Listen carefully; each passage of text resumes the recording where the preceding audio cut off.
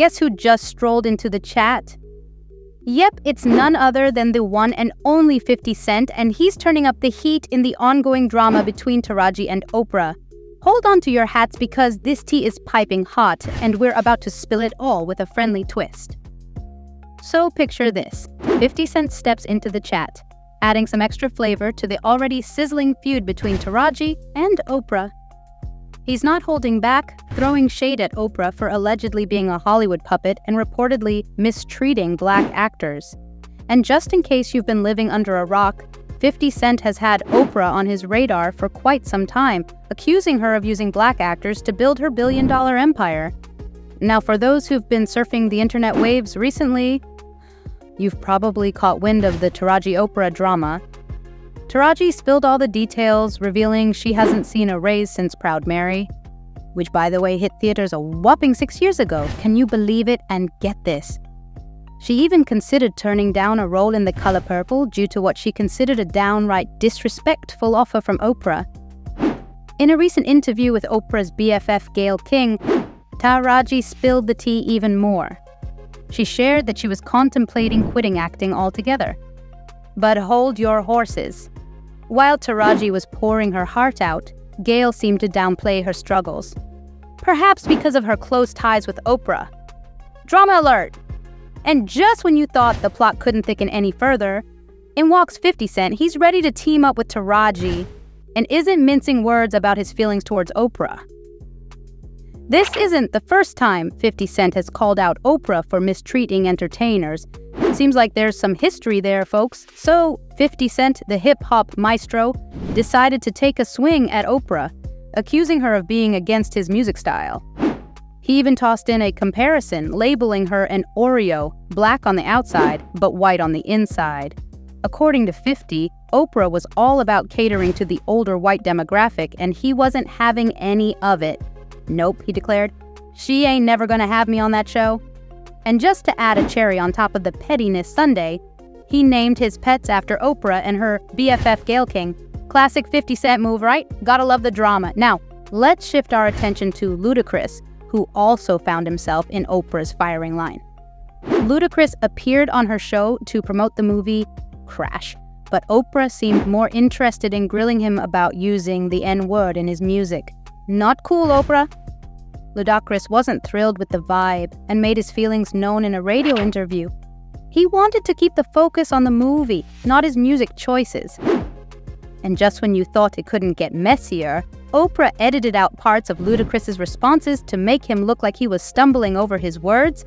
Talk about a plot twist. But wait, there's more. Enter Dave Chappelle, the comedy genius who turned down a jaw-dropping $50 million deal with Comedy Central. Why? Well, according to Dave, there were some shady strings attached, and he jetted off to Africa for his own safety. When he graced Oprah's show with his presence, Oprah had other plans. Instead of delving into the nitty-gritty of the deal, she kept interrupting him and tried to coerce him into admitting he had some form of mental illness. Talk about a curveball. Winning a cool $100 in a poker game? Fantastic! It's the black man's paranoia package deal, and Dave breaks it down with his signature humor. Now, let's fast forward to the juicy part of this tale. Dave spills the beans on a whopping $50 million deal and the pressures that accompanied it. Hollywood execs swoop in, pushing antipsychotics like they're candy. Dave, being Dave, isn't having any of it, but hold on, Oprah seems to miss the memo. Instead of acknowledging the complexities, she chalks it up to stress and paranoia, trying to convince Dave that maybe he's not quite right in the head. Classic Oprah, always steering the conversation into unexpected territories. Now let's shift our focus to 50 Cent, the hip-hop sensation who's had enough of Oprah's track record with black actors. And who could blame him?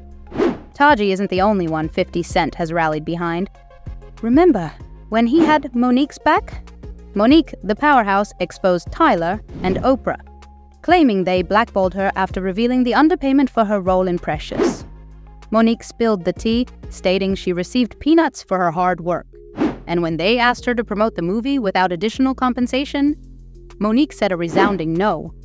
But the drama didn't stop there. Oprah and Tyler initiated a campaign painting Monique as difficult to work with. Oh, the Hollywood theatrics! Monique, not one to back down, boldly declared that she wasn't blackballed. She was whiteballed by some black folks with no guts. Now that's how you drop the mic. 50 Cent. He didn't just offer a pat on the back, he stood strong when others seemed hesitant. Picture this, a post on his Instagram featuring Monique with a rallying cry for her return to the top. Classic 50, right? But that's not where the story ends. 50 Cent, the man of action, caught Monique's stand-up show during Super Bowl weekend, got caught up in the magic, and insisted that everyone should experience it. But the saga doesn't stop there. Our man 50 Cent, with a serious demeanor, took to social media, demanding apologies from none other than Tyler and Oprah for the impact on Monique's career. His Instagram post was as direct as it gets. It's time to set things right. And you know what?